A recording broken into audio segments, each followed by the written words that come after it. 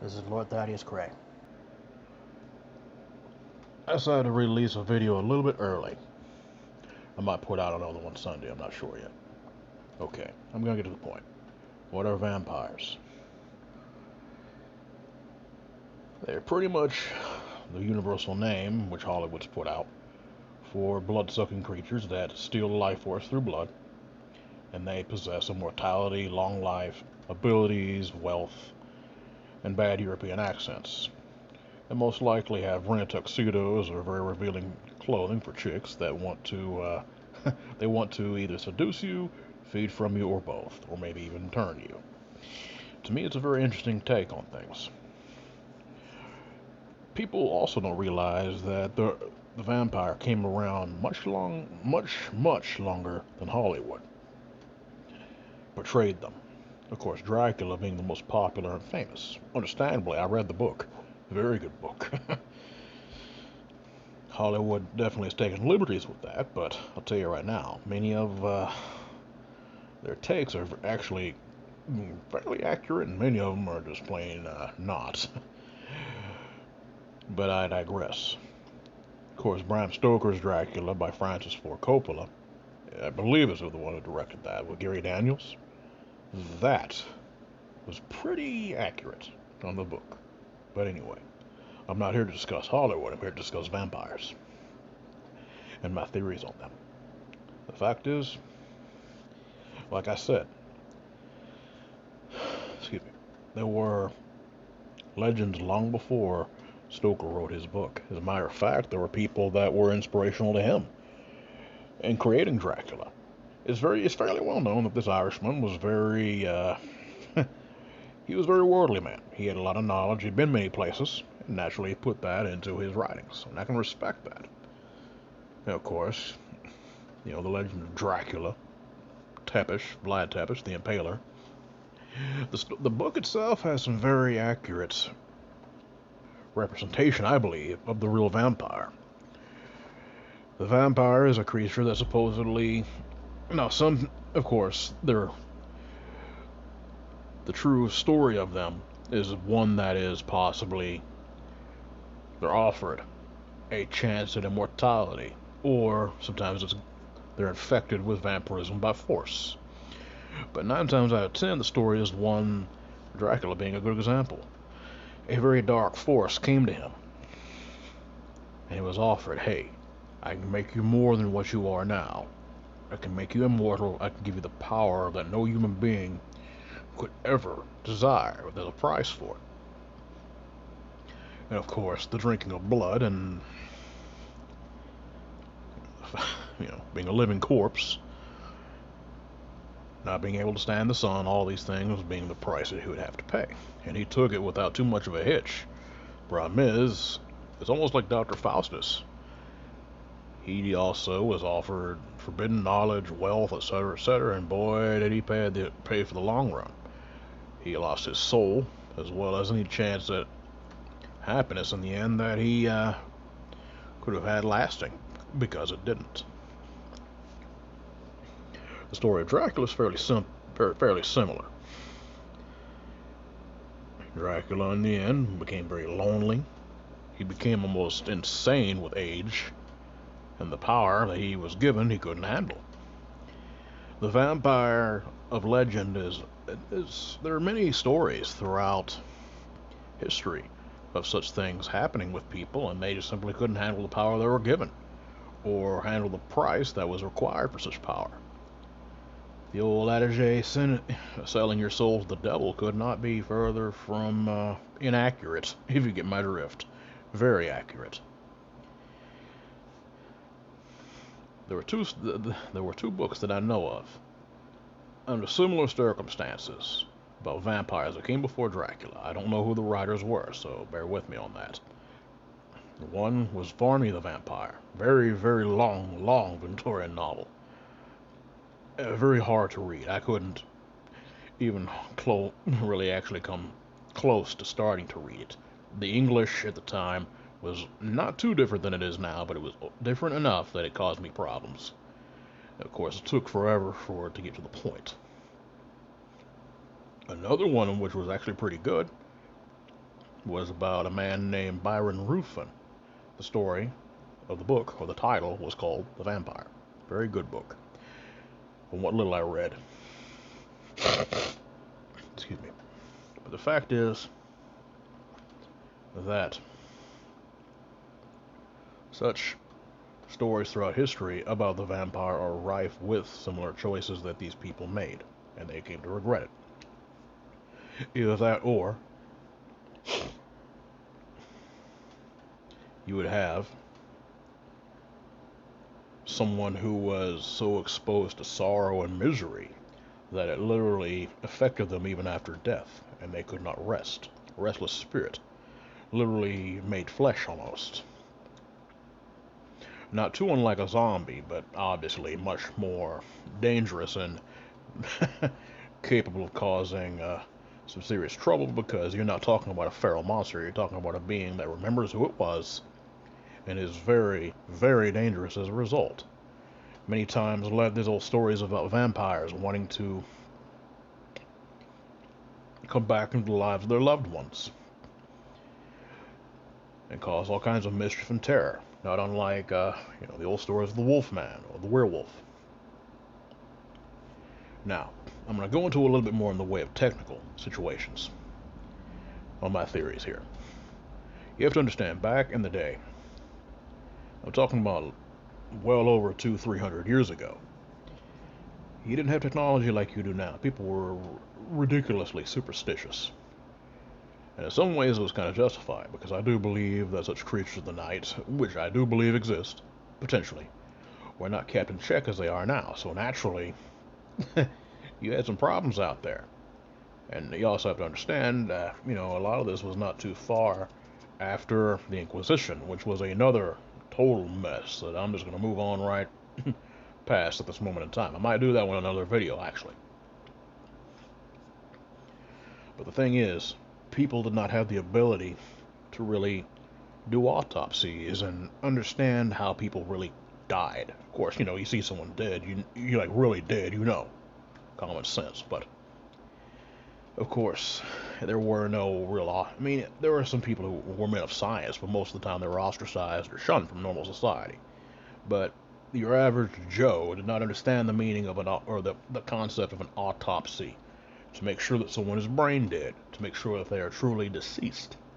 So many times people they thought were dead and were very much alive would of course be thrown into a grave and buried. Okay, the person's not dead. They just seemed dead. Person wakes up. They're like, oh hell no, I'm being buried alive. And they show signs of quote unquote life when they were actually alive the entire time. And what do many times the villagers do? They would probably do is shove a stake right through their heart, decapitate them, and make sure they're really dead. My point is that it was almost like a fail-safe. But you also have to understand something else. I do believe that there was something going on back then. And naturally, what is the best way to make sure that something stays dead? Well, you make sure the brain is separated from the body, the head. So even as superstitious as people were back then, they had some sense. Now, it's the stake to the heart, supposedly to keep people from moving around. And then, of course, decapitation. I don't really understand that, but I definitely do believe that those old legends had some kind of basis on fact. And of course, you have different types of vampires. The European ones especially, the old tales of them, are very interesting, to say the least. Nosferatu especially. That's the one that actually fascinates me the most. Basically a living corpse that is truly a repulsive living corpse. Again, a little bit different than the usual traded their soul for power tale.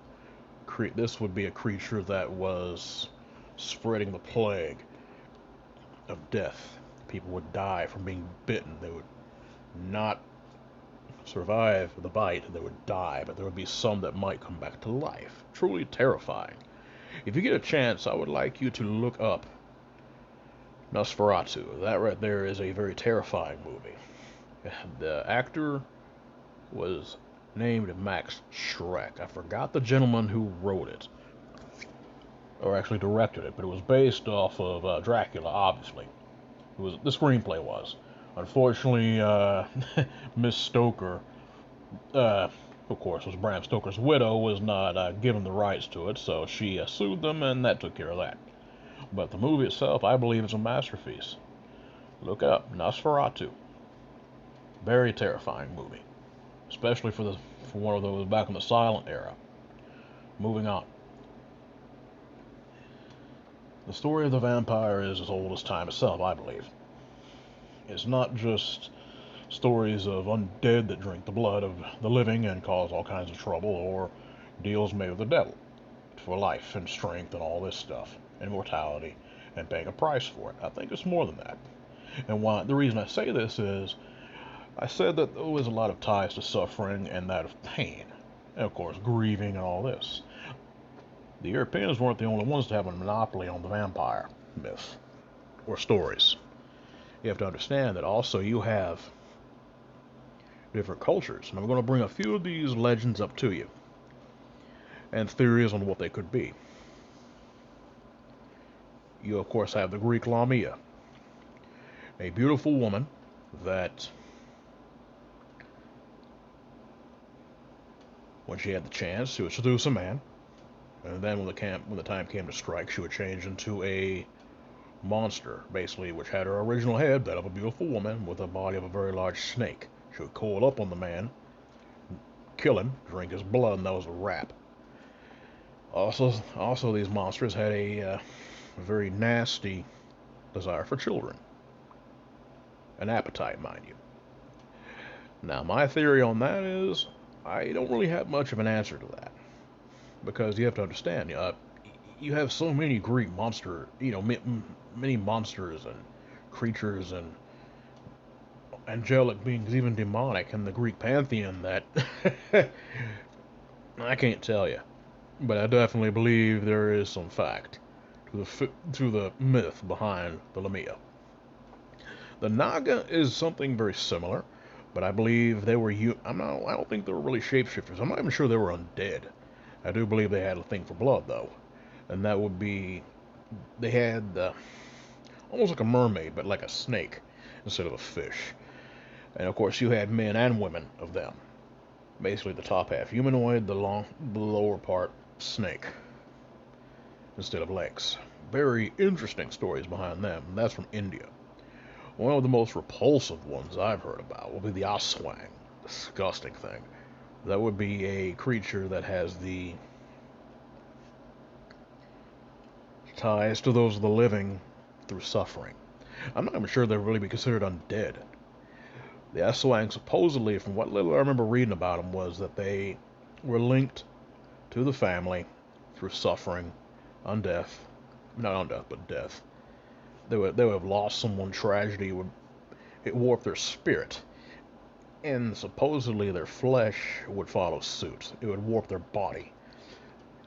Now I could be wrong on this, but either way, what I do know is at night they would become a giant bat-like monster that would fly around, killing people and drinking their blood. Kind of vampiric, don't you think? And to make things worse, they would actually, I believe, their top half would separate from their lower half at night, leaving their lower half there, and they'd fly around, like I said, killing people and drinking their blood. And as a result of this, it was pretty horrible. Very horrible. Especially the poor, especially, the family of the poor bastard that was found drained of all blood. I believe that's from the Philippines, as I said. Now, don't quote me on that. I do know the Japanese have many legends. The Chinese do as well. The Asian cultures, further east, have many, many, many legends about vampiric monsters. One, of course, being the Yuki Onna, which was that's from Japan, being a woman that died in the snow or in miserable conditions from grief, maybe even murder, a young maiden that died in winter, basically. And she would be reborn as a snow demon that would seduce men, freeze them to death, drink their blood. Sometimes women, sometimes children should do this too as well. Just overall a very unpleasant being. Also, here's a very interesting thing when it comes to the Yokiona. Sometimes she might actually fall in love with a mortal, and then she would actually play the role of his wife later on down the line, and he would discover who she was. And sometimes she'd be for it. Sometimes there are stories of her actually accepting the terms of the way things were, and maybe even making him like her again. We go back to the story of someone being offered immortality, taking it. And of course, it can be romanticized where there's no negative connotations, or most likely there is. There you go with that. Or she might have to leave, or more likely, kill him to maintain her secret. You have all kinds of stories like this. I personally do believe there's fact behind these fictional tales and accounts. You have to remember, behind everything there is a reality or a basis for it. Us human beings are very superstitious. We are, ridiculously so, even in this so-called age of enlightenment. But at the end, that's just a matter of debate on who the person is and how they see things. That's really the best I could come up with about the vampire. Very interesting creatures, whatever they are, and definitely some very fascinating stories behind them, as well as involving them. Whatever it is, I don't know if we'll ever find the truth out. I'm not sure we should.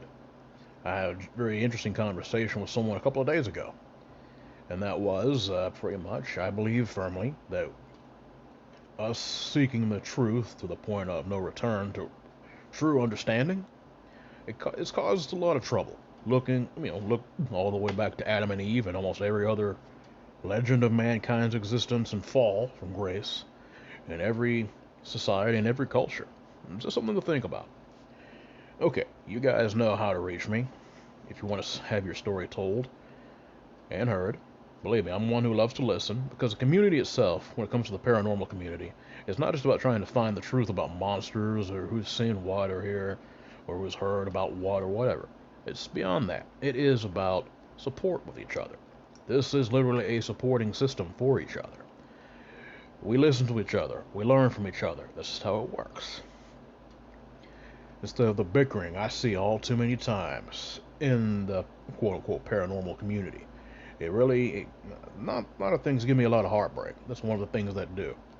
And that hopefully never will be about that with me. Leave it at that. You guys want your stories told, you already know. I'm connected with two shows. One is, of course, Chasing the Truth with Sean Graham. Any kind of paranormal, believe me, I can hook you up with him and you can have your story told. Or the Dogman Cams show with John Bell. If you're looking for cryptid sightings, experiences, Bigfoot, Dogman, even my ex-girlfriend. Let's just not go there on the ex-girlfriend part, but anyway, in all seriousness, bad humor aside, there you go. Leave it on these things. And believe me, I'll be glad to make sure that you're heard. You know my email. It is westvic@dogmancams.com. Hit me up, and believe me, I'll get with you, and I'll make sure your story is heard. Be safe during these troubling times, and keep your family close, because believe me, that's needed now more than ever. Have a happy holiday, and be blessed.